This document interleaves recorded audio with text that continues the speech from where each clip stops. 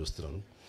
వారి ఇంటికి వచ్చినప్పుడు చాలా చిన్నగా చేసేద్దామండి, ఎందుకంటే అమ్మకి ప్రకృతి అంటే చాలా ఇష్టం. మీ ఇంట్లో ఎటు చూసి సరే పూల మొక్కలతో చాలా అందంగా ఉంది, ఇలాంటి చోట చేస్తే బాగుంటుంది, మీలాంటి మనసున్న మనుషులు చేస్తే సరిపోతుంది అనుకున్నప్పుడు అంతటి గొప్ప నటీమణిని, అంతటి వ్యక్తిని ఒక చిన్న చోట చిన్నగా చేయటానికి నాకు అసలు మనస్కరించలేదు. అందుకని కొంచెం టైం తీసుకున్నా సరే ఇంతమందికి ఆవిడ గురించి చెప్పేలాగా అలాంటి ఆయా వక్తలు నేను ఇన్వైట్ చేసి వారి ద్వారా ఆవిడ గొప్ప ఔన్నత్యాన్ని తెలిసేలాగా నా వంతు ప్రయత్నం చేశాను. అందుకని ఇందులో నేను ఆవిడ గురించి ఏమని చెప్పగలను నేను చెప్పలేను. బట్ ఆవిడ గురించి ప్రేమ నాకు ఒక తల్లి లాంటి ఆవిడ మీద నా ప్రేమ మనసులోనే పదిలంగా దాచుకుంటూ ఆ మహాతల్లి నాకు తన కూతురైన చాముండేశ్వరి, నా సోదరైన చాముండేశ్వరి ద్వారా నాకు ఈ అవకాశం ఇచ్చిందని భావిస్తూ ఇది నా జీవితానికి దక్కినటువంటి గొప్ప అమూల్యమైన అవకాశంగా నేను భావిస్తున్నాను.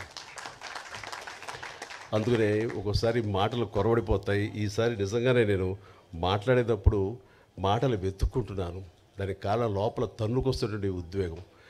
అలాంటి భావోద్వేగాల మధ్య ఉన్న నాకు ఆ మహాతల్లికి మీ అందరి సమక్షంలో నేను మనస్ఫూర్తిగా నా నివాళులు అర్పించుకుంటూ ఆ మహాతల్లికి ఇంతకంటే ఇంకేమి చేయగలం అంటూ నేను తెలియజేస్తూ, ఇంత ఓపికగా మీరందరూ ఉన్నారు, ఇంత చక్కగా మీరందరూ వీక్షించారు, అందరికీ నా హృదయపూర్వక ధన్యవాదాలు తెలియజేస్తూ నాకు ఈ అవకాశం ఇచ్చినందుకు ప్రతి ఒక్కరికి నా హృదయపూర్వక ధన్యవాదాలు. అలాగే పేరు పేరున ఇక్కడ ఇచ్చేసినటువంటి వీళ్ళందరూ కూడా ఒక ఫోన్ కాల్ చేసి రండి అనగానే పెద్ద ఎత్తున వచ్చారు, ఎక్కువ సమయం వెచ్చించారు, చాలా అద్భుతంగా మాట్లాడారు.